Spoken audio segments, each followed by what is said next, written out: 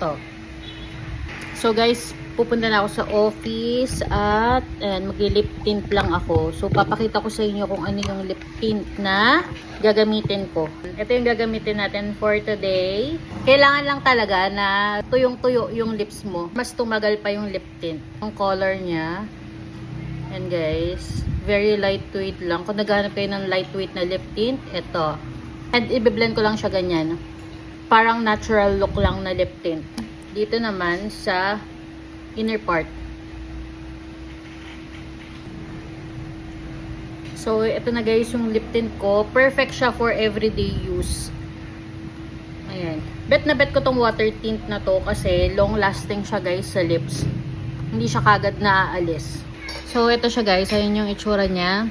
And kahit is-isin mo siya, oh. To. Walang nag-i-stain sa kamay mo. Talagang intact na intact pa rin yung kulay nung tint.